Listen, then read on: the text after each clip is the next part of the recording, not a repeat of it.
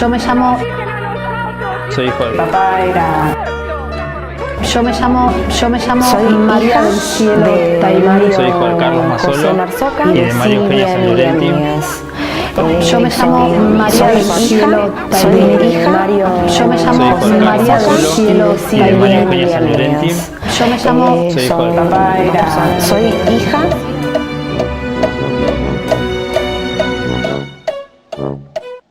Yo me llamo María del Cielo Tailmite Tonkovic.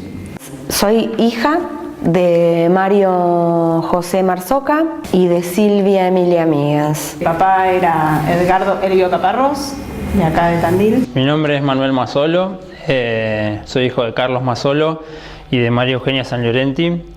Vivimos todo el 76, casi todo el 76 allá, fines del 75 y todo el 76, en la más absoluta clandestinidad. Cambiamos 2 veces de casa, 2 veces de familia, hasta un 22 de noviembre, que un operativo de fuerzas conjuntas con cientos de policías y de empleados del ejército y de las distintas fuerzas rodearon como 4 manzanas y empezaron a disparar al frente de mi casa. Primero se equivocan, empiezan a balear un portón que era el del vecino y de adentro de mi casa le gritan que no es ahí, que es un detalle menor, pero que para mí habla de también quiénes eran ellos, ¿no? Nosotros siempre supimos que papá no estaba con nosotros. Mamá, por cuestiones de temor o de no poder emocionalmente afrontar, la verdad siempre nos dijo que había fallecido en un accidente. Cuando mi mamá desapareció, se la llevaron, yo tenía 16 días de nacido nada más, o sea que compartí muy poco con ella, pero bueno, a través del relato de toda mi familia, de amigos. No tengo muchos recuerdos, sí tengo recuerdo de estar ocupada de una mujer que se movía el pelo así sin el uso de las manos, se movía mucho el pelo. Recuerdo estar colgada del pelo de una mujer y después preguntándole a mi abuela, que fue la que finalmente me cría después, me corrobora que esa mujer a la que yo estaba ocupada y sostenía el pelo era mamá. Después de mi papá tengo algún otro recuerdo porque también transcurrí desde los 2 años hasta los 3, con visitas muy esporádicas de papá. Papá me dejó en manos de, cuando pasó lo de mamá, me dejó en manos de mi abuela, se rajó, así que lo que me quedan a mí son recuerdos de este hombre, que para mí, el que me cambiaba el pantalón, el que me daba una manzana, el que me jugaba conmigo en el pasto y demás, tiempo después corroboro que es mi papá. Y esa nena de 6 años no le pasó esto un 22 de noviembre por sorpresa. Mi mamá, desde que yo era así, me venía enseñando que, no sé, crecí un poquito, queda chico, se lo vamos a regalar a otro que necesite. Vos ya estás para bicicleta, pero era así, 3 años tenés. Agarró el triciclo y se lo regalamos a un niño más chico. Y yo en el momento me quedé diciendo, me sacaron el triciclo. Después entendí que estaba bueno, que era un acto de generosidad. Esa era mi mamá, arriba de una silla, cambiando un foco, y yo creo que le pregunté quién era López Rega. Tendría 5 años, 4, no sé. Y ella me cantó el brujito de Bulú y me explicó que el brujito era López Rega y que el doctor éramos todos nosotros.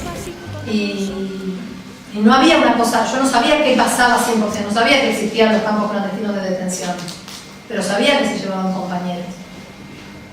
Sabía que la policía era un peligro, sabía que si ese que viene ahí adelante tuyo y esta contraseña no funciona es porque al amigo fulano se lo llevaron, y era así.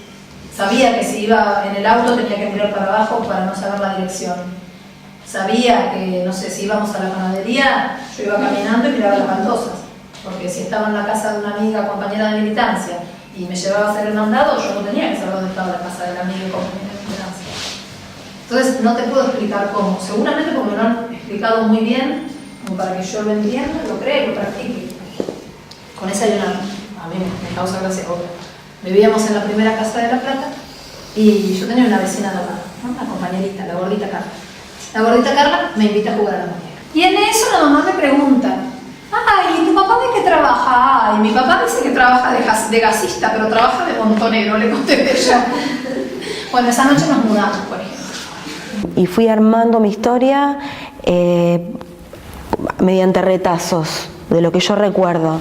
Por ejemplo, cuando secuestran a mi mamá, yo estaba por cumplir 2 años y a mi papá lo secuestran 1 año exacto después. Yo preguntaba mucho por mi mamá, más que nada. Me decían que ellos se habían ido en un viaje y que iban a volver, que me quedara tranquila de que ellos iban a volver de ese viaje y que cuando yo escuchara un avión tenía que estar atenta porque en ese avión ellos iban a volver y me iban a traer un montón de regalos. Y bueno, terminaron en lo que fue la agrupación Montoneros, con mamá también, siendo militante, que también un poco del silencio de mamá era porque ella, blanqueando la situación de papá, tenía que justificar un poco su misma militancia, cosa que nosotros no lo supimos a ciencia cierta hasta que no tuvimos la valentía de ir a la CONADEP. ¿Te acordás que fuimos a ver el librito de la CONADEP y decían el testimonio: se le secuestró a María del Carmen Olais una pistola calibre número 22? Y nos miramos así como diciendo: mamá, pero no, si mamá trabaja, no sé qué. Bueno, claramente ella estaba tan vinculada con papá en la causa, digamos. Así que bueno, me fui enterando muy de a poco. Primero me habían dicho que volvían en un viaje. Mi abuela era madre de Plaza de Mayo, la mamá de mi mamá. Entonces ella empezó a vincularse con familiares de detenidos desaparecidos por razones políticas, y dentro de esos familiares habían tíos que tenían a sus sobrinos y que eran chicos que tenían la misma situación que yo, situaciones parecidas. Entonces nos íbamos de viaje, nos sentábamos y entre los chiquitos de 4, 5, 8 años empezábamos a contarnos historias de que a uno sintió como le golpearon la puerta, se la tiraron abajo, estaba con la mamá, se llevan a la mamá. Bueno, historias que íbamos contándonos entre nosotros. En mi casa nunca directamente me dijeron nada. Yo durante muchos años creí que era la única hija de desaparecidos. Cuando yo iba al colegio en los 90 era un bicho raro, o sea, cuando yo tenía que contar mi historia, que yo como que muchas veces se generaban proyectos de este tipo porque yo había contado esa historia y nadie sabía qué había pasado. Entonces el docente, si era piola, por ahí ponían la película un día, ponían La noche de los lápices, eso era todo. O sea, un día dejé de escuchar el avión, dejé de mirar abajo de la cama a ver si habían venido y me habían dejado los regalos abajo de la cama, porque eso era una señal de que ellos habían vuelto de ese viaje largo. Y así fue como dejé de esperar. Lo vivieron como mucho más dramático que lo que viví yo. Yo creo que el drama lo viví sobre todo a través del drama de ellos, del dolor de ellos. Y cuando restituyeron los restos, ahí hice como un duelo de verdad. O sea, como, se murió mi mamá. ¿Entendés? Ahí me di cuenta, cuando me dieron los restos, en un cajón, y vos decís, bueno, o sea, hoy se murió mi mamá. Y ahí fue como una cosa... O sea, desde ese momento es como que yo ahora hago todo eso, porque antes era como una piedra. O sea, como que fue todo a destiempo lo que fue pasando, pero creo que estuvo bueno haber podido sentir eso también. Y a veces en paralelo convive conmigo una cosa un poco, que suena un poco duro, pero como que me da ganas de decir, ¿por qué no se dejó de joder? O sea, ¿por qué tuvo que andar pensando en cambiar el país, cambiar el mundo? ¿Por qué no se quedó haciendo asado? Hubo un punto de inflexión muy fuerte en mi vida, que es con la aparición en mi vida de mi tía Petra Marzoca. Aparece cuando yo tengo 8 años, en el año 83, abro la puerta en la casa de mi abuela que golpean y me encuentro cuando abro con mi tía Petra Marzoca, que es la hermana de mi papá, Mario Marzoca. Y así es como empiezo a hablar de mi historia, porque contrariamente a lo que pasaba en el vínculo materno, que no se hablaba, con Petra fue todo lo contrario.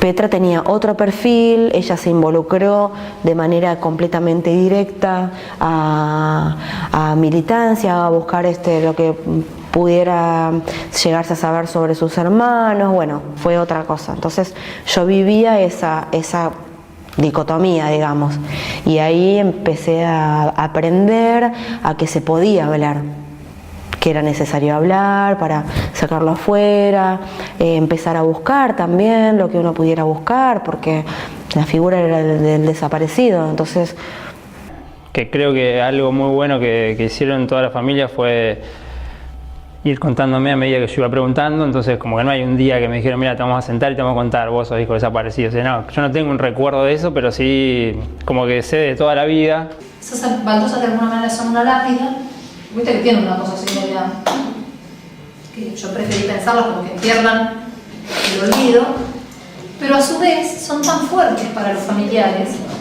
porque por lo menos te empiezan a dejar un lugarcito donde vos puedas tenerlo al otro, traerlo al otro del olvido. Yo sentía mucho orgullo, tanto por mi mamá como por mi papá, y bueno, y por mi tía Petra, que fue la voz, fue la que quedó para contarnos y para contarme a viva voz por lo que ellos soñaban. Después de todo este dolor que hubo y demás, porque acá se contaron cosas muy, muy duras, muy feas, hay que seguir adelante con una gran sonrisa. Hola, papá. Y entre ellas una carta para mí. 40 años más tarde, la escribió en 1973 y yo la recibí en el 2003. Yo sé que esto fue largo, pero yo quisiera dejárselas de regalo. Tiempo de todos. Me diste el tiempo exacto de tu tiempo, del tiempo que yo te di a vos. Petoca, chiquita, cara de muñeca. Había sol, ¿te acordás? Había un sol redondo como una torta rusa y una canción de protesta en el Winco que parecía el mensaje de la estampa del Che, que con sus ojos de argentino nos miraba desde la pared de nuestra pieza. La pieza tachonada de esperanza en frases, revistiendo las 4 paredes viejas que compartíamos el poco tiempo que estábamos juntas y que era, por otra parte, nuestro hogar. Donde reinaba lo mejor del amor. Mi amor de mamá de 22 años, tu amor de nenita de 13. En un 1973 furioso, rutilante, rebelde, con olor a pólvora de francotiradores y a flores blancas de la plaza y a esa loca siempre viva que resistía la represión del invierno en la lata de duraznos que oficiaba roja de maceta.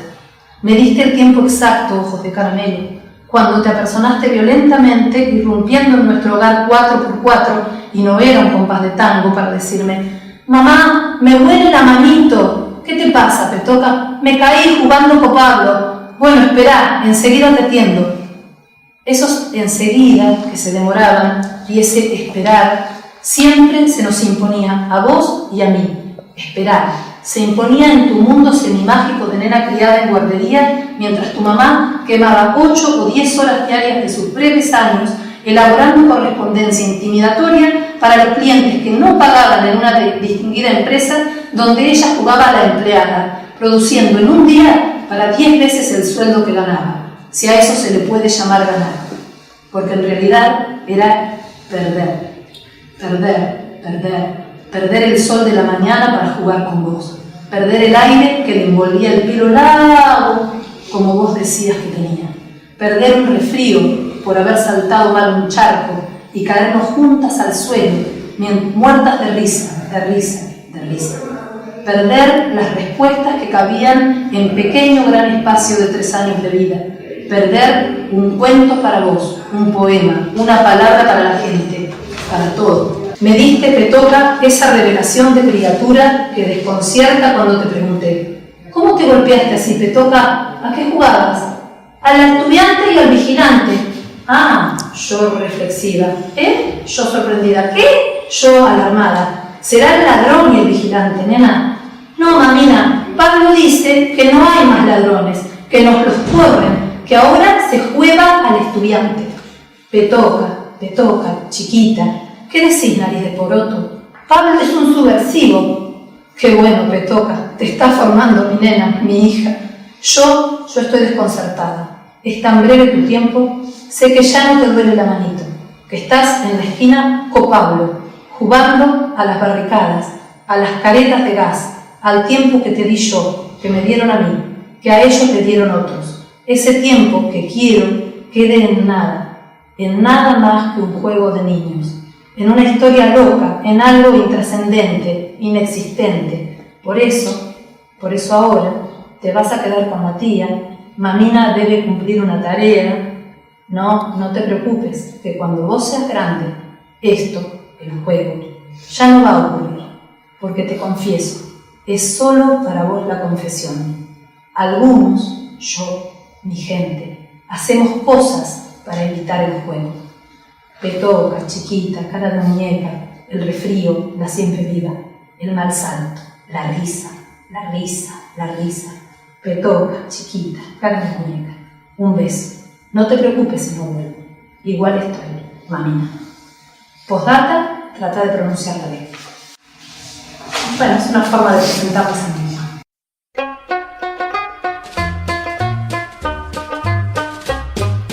Había una vez un brujito que en Gulubú a toda la población embrujaba sin ton ni son. Pero un día llegó el doctor manejando un cuatrimotor. ¿Y saben lo que pasó? ¿Y saben lo que pasó?